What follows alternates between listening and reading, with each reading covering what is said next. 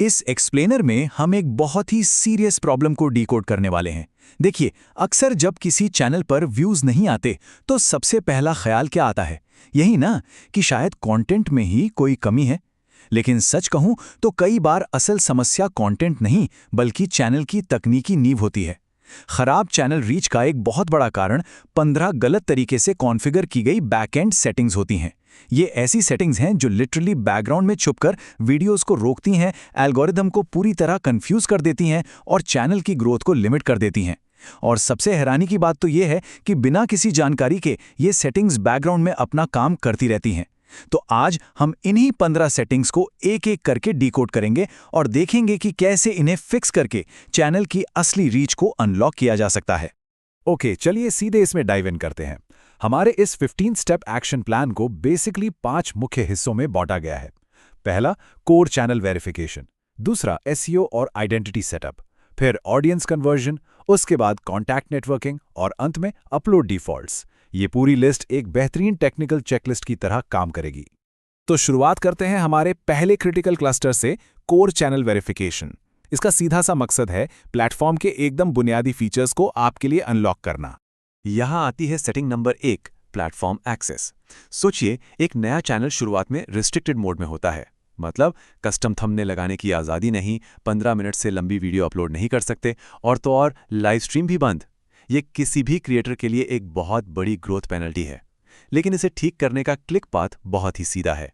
Studio के settings में जाकर चैनल पर क्लिक करना है और फिर फीचर एलिजिबिलिटी के टैब में जाना है। वहां पर इंटरमीडिएट फीचर्स के तहत फ़ोन नंबर वेरीफाई किया जा सकता है। इसके तुरंत बाद एडवांस्ड फीचर्स में वीडियो वेरिफिकेशन के जरिए पूरे प्लेटफॉर्म का एक्सेस मिल जाता है। एक बार ये हो गया तो समझ लीजिए चैनल की शुरुआती बेड़ियां हमेशा के लिए टूट गईं। अब इसी वेरिफिकेशन फेज में आती हैं हमारी सेटिंग नंबर 2 और 3, मेड फॉर किड्स और कंट्री ऑफ रेजिडेंस। अगर मेड फॉर किड्स सेटिंग को खाली छोड़ दिया जाए तो पता है क्या होता है? रिकमेंडेशंस बहुत बुरी तरह सीमित हो जाती हैं और वीडियोस के कमेंट्स भी डिसेबल हो सकते हैं। इसे एडवांस सेटिंग्स में जाकर एक बार नो पर सेट करना बेहद जरूरी है, बेशक जब तक कि कंटेंट सच में सिर्फ बच्चों के लिए ना हो। और दूसरी तरफ कंट्री सेटिंग, इसे छोड़ देने का नुकसान ये है कि लोकल सर्च विजिबिलिटी पूरी तरह खत्म हो जाती है। मतलब एल्गोरिथम को यही नहीं पता होता कि आपकी प्राइमरी ऑडियंस किस देश की है। बस चैनल सेटिंग्स में जाकर कंट्री चुन लीजिए और ये बड़ी समस्या 1 मिनट में हल हो जाएगी। अब हम आते हैं दूसरे फेज पर, एसईओ और आइडेंटिटी सेटअप। सरल शब्दों में एल्गोरिथम और ऑडियंस को आपका चैनल ढूंढने में मदद करना। अब इस स्लाइड के बारे में जो सबसे दिलचस्प बात है वो ये है कि हमारी सेटिंग नंबर 4 यानी चैनल कीवर्ड्स, इसे लोग अक्सर पूरी तरह इग्नोर कर देते हैं। देखिए, सिर्फ वीडियो में टैग्स लगाना काफी नहीं है। चैनल कीवर्ड्स दरअसल एल्गोरिथम के लिए वो जरूरी एक्स्ट्रा सिग्नल्स होते हैं जो आपकी पूरी प्रोफाइल को एक खास कैटेगरी में फिट करते हैं, ना कि सिर्फ किसी एक वीडियो को। स्टूडियो सेटिंग्स में चैनल के अंदर कीवर्ड्स का एक पूरा सेक्शन होता है। वहां अपनी नीश यानी अपने विषय से जुड़े 5 से 8 एकदम सटीक कीवर्ड्स डालना यह सुनिश्चित करता है कि पूरा चैनल सही टारगेट ऑडियंस तक पुश किया जाए। Setting number 5, channel handle. अब आइडेंटिटी की बात हो रही हो और चैनल हैंडल का जिक्र ना हो, ऐसा तो हो ही नहीं सकता। चैनल हैंडल एक यूनिक और स्थायी यूआरएल होता है, जैसे @username। इसे कस्टमाइजेशन टैब में जाके सेट करना एब्सोल्यूटली क्रिटिकल है। अगर इसे क्लेम करने में थोड़ी भी देरी की गई तो कोई और उस नाम को ले सकता है, जिससे चैनल की स्थायी वेब पहचान हमेशा के लिए खो सकती है। ये बिल्कुल वैसे ही है जैसे इंटरनेट पर अपना खुद का एक डिजिटल घर बुक करना। आगे बढ़ते हैं सेटिंग नंबर 6 की तरफ, चैनल डिस्क्रिप्शन। क्या आप जानते हैं कि एक खाली डिस्क्रिप्शन पूरे एसईओ गेम को बिगाड़ सकता है?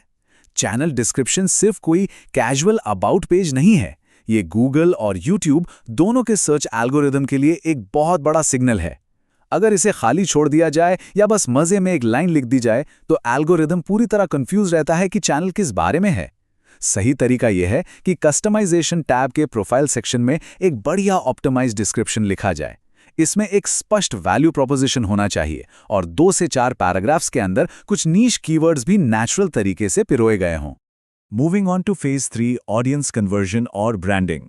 यहां हमारा फोकस है कैजुअल व्यूअर्स को लॉयल सब्सक्राइबर्स में बदलना। यहां आती है सेटिंग नंबर 7 और 8, चैनल ट्रेलर और फीचर्ड वीडियो। चैनल के होम टैब में ये 2 बहुत ही ताकतवर फीचर्स होते हैं। चैनल ट्रेलर खासतौर पर उन नए लोगों के लिए होता है जिन्होंने अभी तक सब्सक्राइब नहीं किया है। ये आपके सबसे बेहतरीन काम को एक परफेक्ट फर्स्ट इंप्रेशन के रूप में उनके सामने रखता है।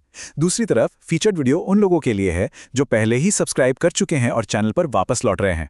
इन दोनों फीचर्स का मेन गोल यही है कि अलग अलग ऑडियंस को बिल्कुल सही कंटेंट दिखाकर उन्हें चैनल के इकोसिस्टम में हमेशा के लिए बनाए रखा जाए। सेटिंग नंबर 9 है वीडियो वाटरमार्क। ब्रांडिंग का ये एक छोटा सा लेकिन बहुत ज़रूरी हिस्सा है। ये वो सब्सक्राइब बटन या लोगो होता है जो वीडियो के कोने में हमेशा दिखता रहता है। इसे लगाना बहुत ही आसान है। बस कस्टमाइजेशन टैब में जाएं, ब्रांडिंग सेक्शन चुनें और अपना वाटरमार्क अपलोड कर दें। लेकिन यहाँ सबसे बड़ी गलती क्या होती है? लोग इसे पूरी वीडियो के लिए सेट नहीं करते। इसे हमेशा एंटायर वीडियो पर सेट करना चाहिए ताकि दर्शकों को किसी भी पल, जी हाँ, किसी भी पल सब्सक्राइब करने का सीधा मौका मिल सके। अब हम पहुंच गए हैं अपने चौथे फेज पर, कॉन्टैक्ट इन्फो और नेटवर्किंग, यानी ब्रांड्स और ऑफ प्लेटफॉर्म ऑडियंस के साथ एक सॉलिड कनेक्शन बनाना। सेटिंग नंबर 10 और 11, सोशल मीडिया लिंक्स और बिजनेस ईमेल। सोचिए, कोई व्यूअर चैनल से और गहराई से जुड़ना चाहता है या कोई ब्रांड एक शानदार स्पॉन्सरशिप देना चाहता है, लेकिन उसे कोई सोशल मीडिया लिंक या बिजनेस ईमेल मिलता ही नहीं। नतीजा, वो हमेशा के लिए वहां से चला जाएगा। कस्टमाइजेशन टैब के अंदर प्रोफाइल सेक्शन में जाकर इंस्टाग्राम, वेबसाइट और बिजनेस ईमेल को ऐड करना महज एक बार का काम है, लेकिन इसके प्रोफेशनल फायदे और नेटवर्किंग के मौके आपको लाइफ टाइम मिलते हैं। इन लिंक्स के बिना समझ लीजिए कि एक चैनल असल दुनिया से बिल्कुल कटा हुआ महसूस होता है। और फाइनली हमारा आखिरी फेज, अपलोड डिफॉल्ट्स और मॉडरेशन। अपने वर्कफ्लो को ऑटोमेट करना और सबसे जरूरी, कमेंट सेक्शन को सुरक्षित रखना। यहां हम सेटिंग नंबर 12, 13 और 14 को एक साथ बैच कर सकते हैं। अपलोड डिफॉल्ट्स में ये 3 क्रिटिकल सेटिंग्स होती हैं। पहला, एडवांस्ड टैब में एक डिफ़ॉल्ट कैटेगरी सेट करना ताकि एल्गोरिदम हमेशा सही ऑडियंस तक वीडियो पहुंचाए। दूसरा, बेसिक इन्फो में पहले से भरा हुआ डिफ़ॉल्ट डिस्क्रिप्शन सेव करना, जैसे आपकी सोशल मीडिया लिंक्स और डिस्क्लेमर्स, ताकि हर बार नया वीडियो डालते समय उन्हें बार बार टाइप न करना पड़े, घंटों बचते हैं इससे। और तीसरा, सबसे अहम, डिफ़ॉल्ट विजिबिलिटी को हमेशा प्राइवेट पर सेट रखना। इससे वीडियो अपलोड होते ही गलती से पब्लिक होने का खतरा पूरी तरह टल जाता है।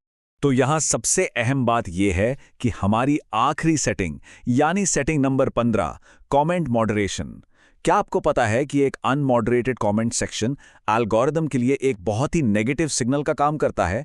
अगर कमेंट्स में सिर्फ स्पैम, एब्यूजिव शब्द या रैंडम लिंक्स भरे हुए हैं तो असली व्यूअर्स बात करना ही बंद कर देते हैं। सेटिंग्स में जाकर कमेंट मॉडरेशन के जरिए कंटेंट कंट्रोल्स का इस्तेमाल करना एकदम मस्ट है। यहाँ विशिष्ट शब्दों को ब्लॉक किया जा सकता है और लिंक्स को होल्ड पर रखा जा सकता है। इससे चैनल की एक साफ सुथरी छवि बनी रहती है और जो आपका असली एंगेजमेंट है वो सुरक्षित रहता है। तो हमने इन 15 बैकएंड सेटिंग्स को फिक्स कर लिया। तकनीकी इंफ्रास्ट्रक्चर एकदम मजबूत हो गया। लेकिन अब एक बहुत ही गहरा सवाल उठता है, क्या ये लड़ाई यहीं खत्म हो जाती है? असल में बैकएंड सेटिंग्स को सही करना सिर्फ आधी चुनौती को पार करना है। अक्सर ये देखा जाता है कि चैनल की सेटिंग्स बिल्कुल परफेक्ट होने के बावजूद वीडियो को लाइव करते समय कुछ ऐसी बारीक अपलोड मिस्टेक्स हो जाती हैं जो बैकग्राउंड में चैनल की रीच को साइलेंटली खत्म करती रहती हैं। वो गलतियां क्या हैं और उन्हें कैसे सुधारा जाए? खैर, वो एक बिल्कुल अलग ही विषय है जिस पर विचार करना किसी भी क्रिएटर के लिए अगला सबसे जरूरी कदम होना चाहिए। तो आज ही अपनी सेटिंग्स चेक करें और अपने चैनल की असली पोटेंशियल को अनलॉक करें।